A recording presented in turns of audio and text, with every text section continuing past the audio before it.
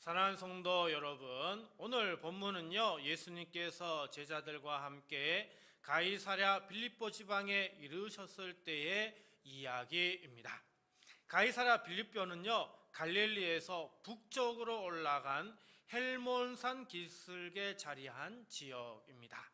이 일대에는요, 오래전부터 여러 이방 종교의 흔적이 있었고요, 또한 로마의 권위와 황제의 위엄을 드러내는 그런 흔적들도 있었습니다.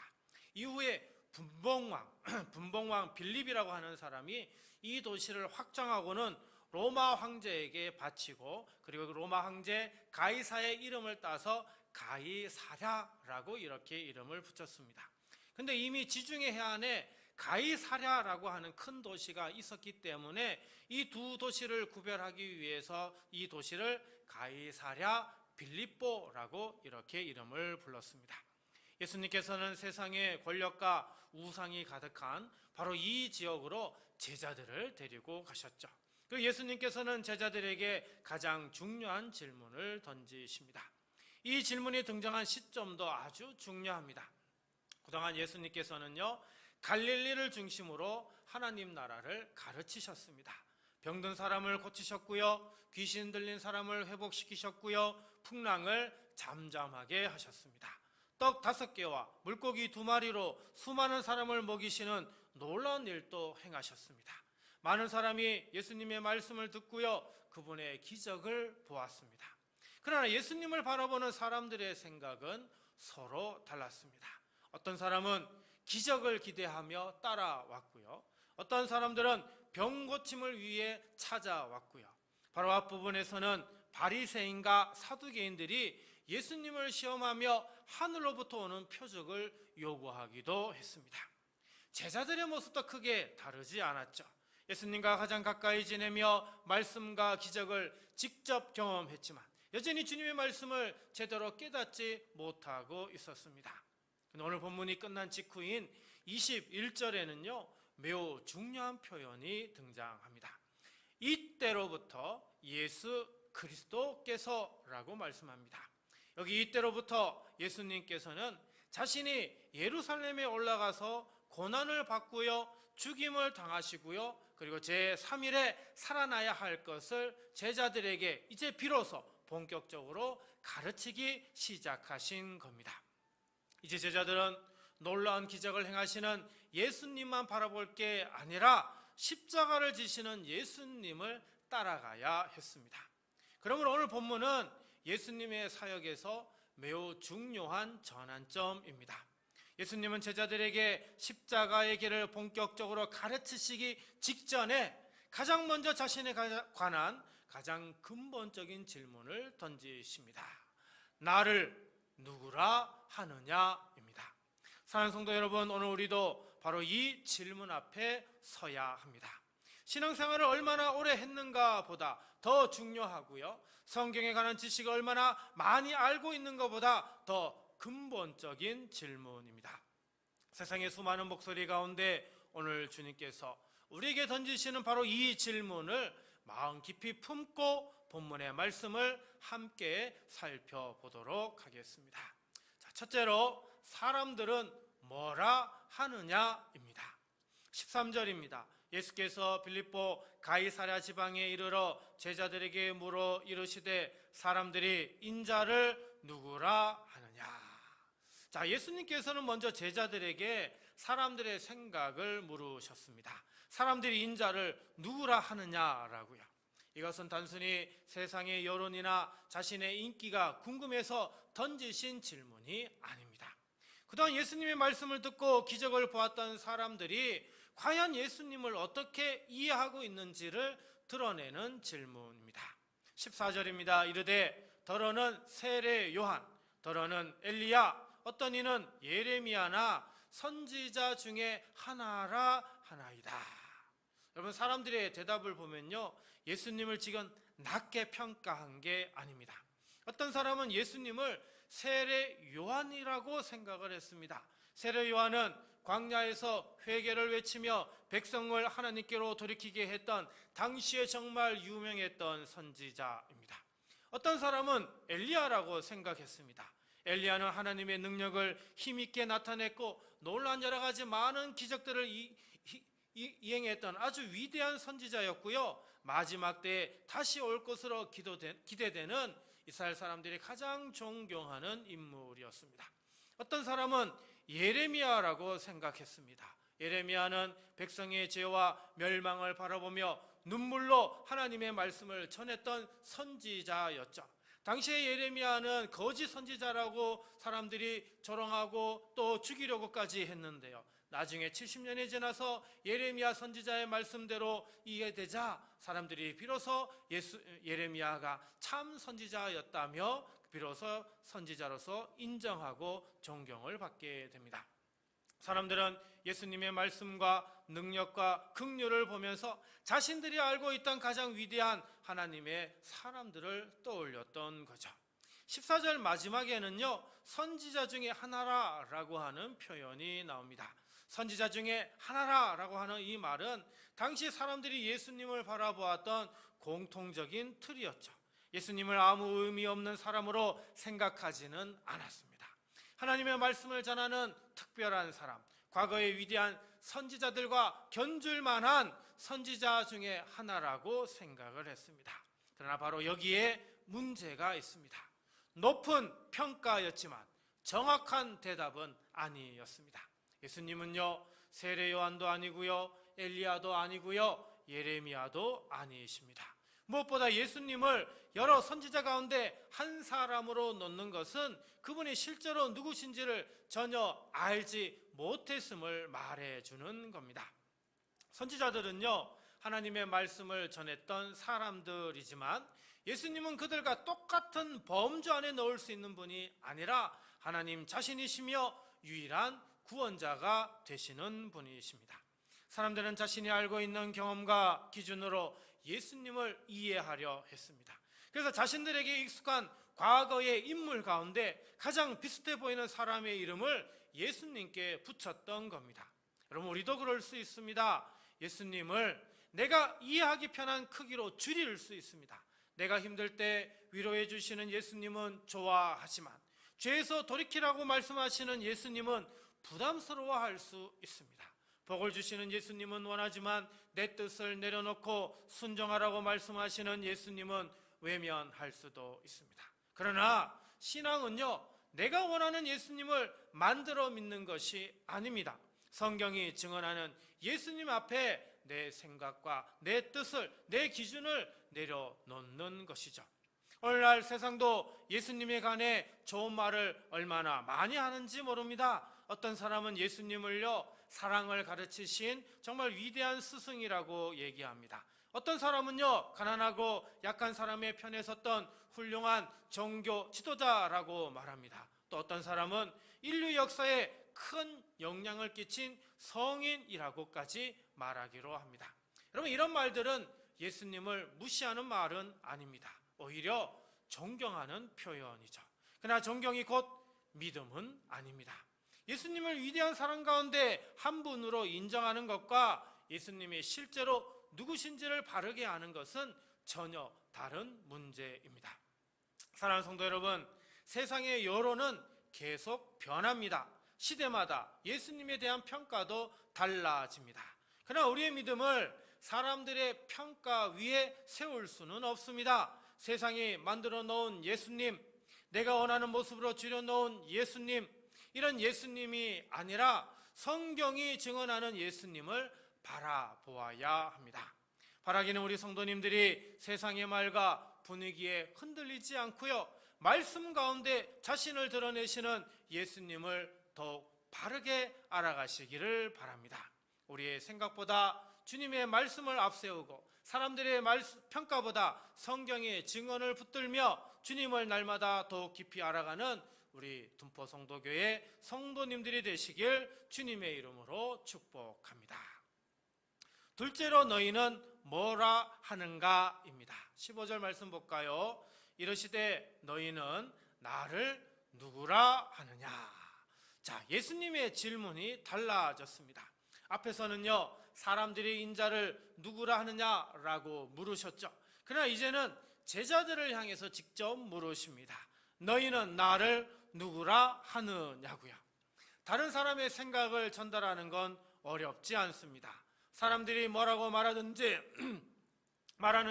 세상이 예수님을 어떻게 평가하는지는 얼마든지 이야기할 수 있습니다. 그러나 예수님께서는 이제 남의 대답을 원하지 않으십니다. 너는 나를 누구라 하느냐? 이 질문 앞에서는 부모님의 믿음이 내 대답을 대신해 줄 수 없습니다. 배우자의 신앙도 내 고백을 대신할 수 없습니다. 목회자의 설교도 내 믿음을 대신할 수 없습니다. 교회 오래 다녔다는 경력도 이 질문에 대한 답이 아닙니다. 결국 신앙은 이 질문 앞에 서는 것이죠.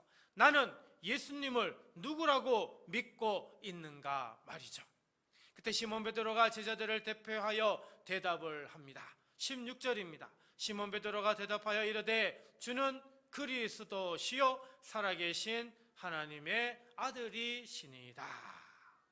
여러분, 베드로의 고백 가운데 가장 중요한 표현이 있습니다. 그것은 바로 그리스도입니다. 원어를 보시면 정관사 호가 붙어 있습니다. 이것은 세상에 많은 구원자 후보자 중에 하나가 아니고요, 구약 성경 전체가 약속해온 바로 그 유일한 메시아가 되신다라고 하는 뜻입니다. 그리스도, 기름 부음을 받은 자라고 하는 뜻인데요, 히브리어 언어로 보면은 마시아흐, 즉 우리가 많이 부르는 메시아, 바로 이 의미와 같은 뜻입니다.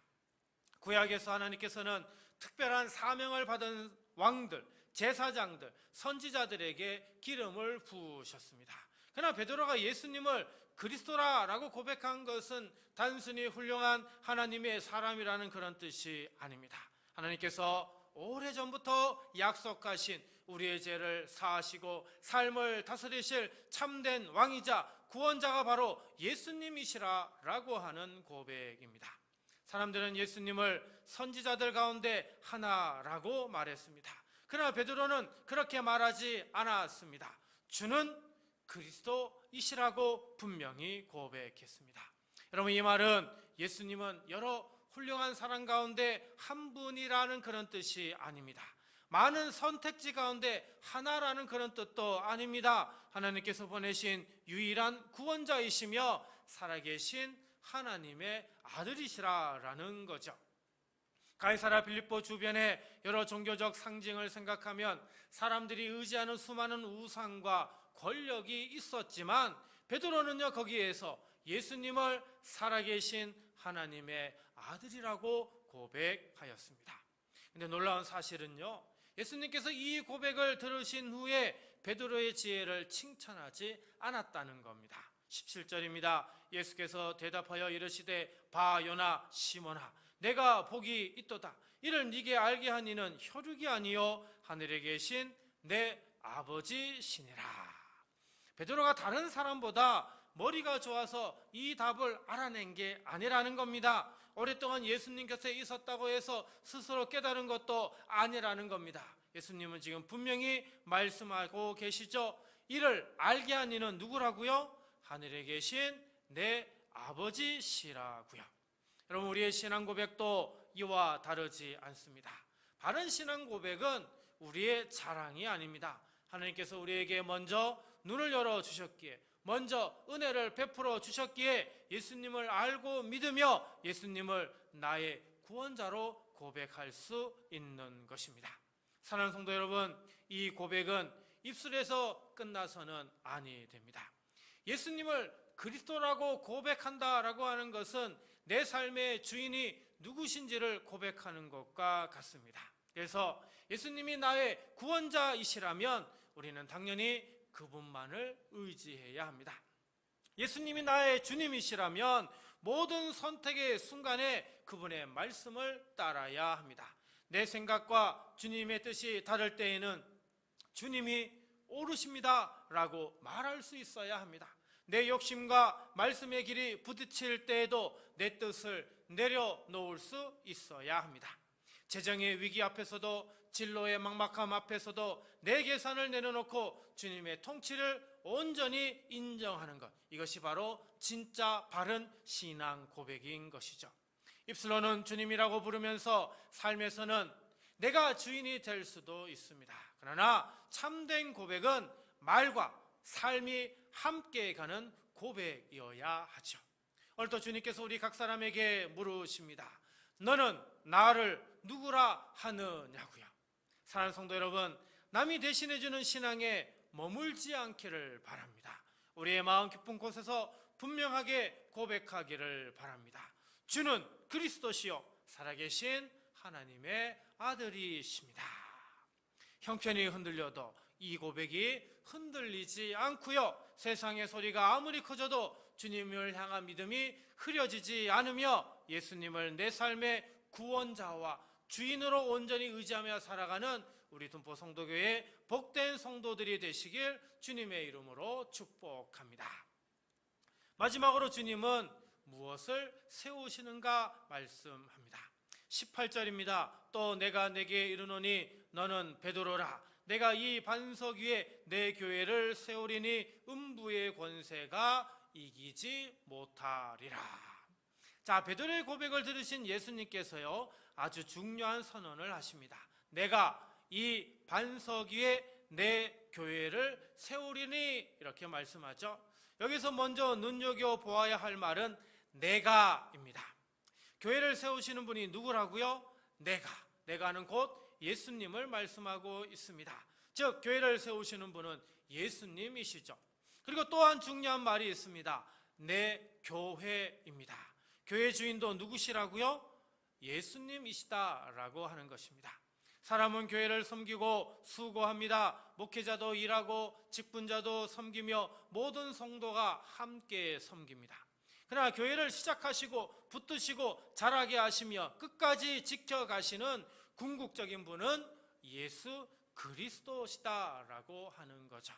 18절에 보면 교회라고 하는 단어가 나옵니다. 이 단어는요, 밖으로라고 하는 단어 에크와 부르다라고 하는 단어 칼레오가 합쳐진 말입니다. 그래서 세상의 죄악과 어둠 밖으로 불러내신 하나님의 거룩한 백성들의 모임이라고 하는 그런 뜻입니다. 예수님께서 여기에 특별히 말씀하시는 것 바로 내 교회라고 하는 것이죠. 이 한마디가 교회의 정체성을 분명하게 보여줍니다. 교회는요, 목사의 교회가 아닙니다. 특정한 직분자의 교회도 아닙니다. 오래 다닌 사람의 교회도 아닙니다. 많은 헌금을 한 사람의 교회도 아닙니다. 교회는 예수 그리스도의 교회입니다. 이 사실을 잊으면 교회 안에서 사람의 생각과 욕심이요, 주님의 말씀보다 앞서기 쉽습니다. 내가 원하는 교회를 만들려고 하고 내 의견을 관철하려 할 수도 있습니다. 그러나 교회의 주인이 주님이심을 기억하면 질문이 달라집니다. 이전에는 내가 무엇을 원하는가 하는 잘못된 질문을 했다면 이제는 어떻게 해요? 주님이 무엇을 원하시는가 이 질문을 묻게 되는 것입니다. 또한 예수님께서 이 반석 위에 내 교회를 세우겠다고 말씀하셨죠. 로마 카톨릭에서는 이 반석을요, 예수님의 수제자 베드로 개인으로 보아서 교황권의 근거로 삼았는데요, 여기에 이 반석은 흔들리지 않는다라는 뜻인데 쉽게 흔들리는 인간 베드로 개인을 의미하는 것이 아니라 베드로가 성령의 은혜로 고백한 주는 그리스도시요 살아계신 하나님의 아들이시니이다 라고 하는 이 바른 신앙 고백이자 흔들리지 않는 복음 진리를 가리키고 있는 것입니다. 베드로가 방금 고백한 예수님의 정체성은 교회의 중심에서 뗄 수 없는 것입니다. 교회는 다른 무엇보다도 이처럼 예수 그리스도를 중심으로 서야 하는 거죠. 자, 그리고 예수님께서 놀라운 약속을 덧붙이십니다. 음부의 권세가 이기지 못하리라. 여기 음부라고 하는 단어는 죽은 자들의 영역, 죽음의 권세를 의미합니다. 예수님께서는 죽음과 악의 권세가 그리스도께서 세우신 교회를 끝내 삼키지 못할 것이라고 약속을 하십니다. 여러분, 이 말씀은 교회에 어려움이 없다 이런 뜻이 아닙니다. 초대교회도 박해를 받고요, 수많은 성도가 고난을 겪었습니다. 오늘날의 교회 역시 여러 시험과 도전을 만납니다. 그러나 교회의 소망은요, 우리가 강하다는 데 있지 않습니다. 교회를 세우시는 주님이 강하시기 때문이죠. 내가 내 교회를 세우리니, 이 약속이 바로 교회의 소망입니다. 19절입니다. 내가 천국 열쇠를 내게 주리니 내가 땅에서 무엇이든지 매면 하늘에서도 매일 것이요 내가 땅에서 무엇이든지 풀면 하늘에서도 풀리리라 하시고, 자, 주님께서는 먼저 베드로에게요, 천국 열쇠를 맡기시며 복음과 말씀을 맡은 사도적 책임을 주십니다. 이것은 자기 마음대로 천국 문을 열고 닫는 그런 권력을 의미하는 게 아닙니다. 복음을 충실하게 선포하고요, 말씀에 따라 분별하고요, 회개하는 죄인에게 하나님의 용서의 약속을 전해야 하는 책임인 것입니다. 이 사명은 이후 교회가 세상 가운데 복음을 충실하게 전하는 책임으로 이어지는 것이죠. 그러므로 교회는 세상이 듣고 싶어하는 말만 하는 곳이 아닙니다. 하나님의 말씀을 맡아 충실하게 전하는 공동체입니다. 20절에서 예수님께서 제자들에게 자신이 그리스도라고 하는 사실을 아직 아무에게도 이르지 말라고 말씀하십니다. 본문은 그 이유를 자세하게 설명하지는 않습니다. 그러나 예수님의 그리스도 되심은 십자가와 부활을 떠나서는 온전히 이해될 수 없습니다. 그렇기에 아직 예수님께서 십자가를 지시고 부활하신 것이 아니어서 아직은 아무에게도 예수님이 그리스도이심을 이르지 말라라고 하신 것이죠. 영광의 메시아가 되기 전 먼저 죄인을 위해 십자가에서 죽으셔야 하는 하나님의 구원 계획 때문인 것입니다. 사랑하는 성도 여러분, 오늘 우리도 사도들이 전해준 이 신앙 고백을 이어받아서 주님께서 세우시는 교회의 지체로 살아가고 있습니다. 우리가 교회를 섬길 때 가장 먼저 기억해야 할 질문이 있습니다. 이 교회의 주인은 누구인가입니다. 주님께서 말씀하셨죠? 내 교회라고요. 그러므로 우리의 생각보다 주님의 말씀을 앞세우고 우리의 자랑보다 그리스도를 높이며 우리의 편리보다 하나님 나라의 뜻을 구해야 합니다. 바라기는 우리 성도들이 주님께서 세우시는 교회의 귀한 지체로서 맡겨주신 복음을 충성스럽게 전하고 주님의 말씀에 굳게 서며 그리스도의 교회를 아름답게 섬기는 복된 성도들 되시길 주님의 이름으로 축복합니다. 사랑하는 성도 여러분, 오늘 말씀의 제목은 나를 누구라 하느냐입니다. 예수님께서 먼저 사람들은 인자를 누구라 하느냐라고 물으셨죠. 사람들은 예수님을 세례 요한, 엘리야, 예레미야 선지자 중 하나라고 말했습니다. 물론 높은 평가였지만 예수님의 참된 정체성을 정확하게 말한 대답은 아니었습니다. 그래서 예수님께서 다시 물으십니다. 너희는 나를 누구라 하느냐? 이때 베드로가 고백하죠. 주는 그리스도시요 살아계신 하나님의 아들이십니다. 신앙은 사람들이 예수님을 어떻게 평가하는가에 머무는 게 아니고요, 내가 예수님을 누구로 믿고 고백하는가의 문제입니다. 그리고 그 고백은 입술에서 끝나는 것이 아니라 우리의 선택과 삶을 이끌어야 합니다. 예수님께서는 또한 내가 내 교회를 세우리니 라고 말씀하셨습니다. 교회의 주인은 예수님이시며 교회를 세우시고 붙드시며 사명을 맡기시는 분도 예수님이십니다.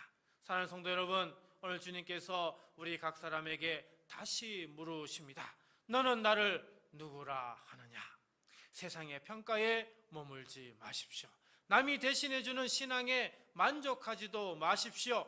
우리의 마음과 삶으로 분명하게 이렇게 고백하기를 바랍니다. 주는 그리스도시요 살아계신 하나님의 아들이십니다.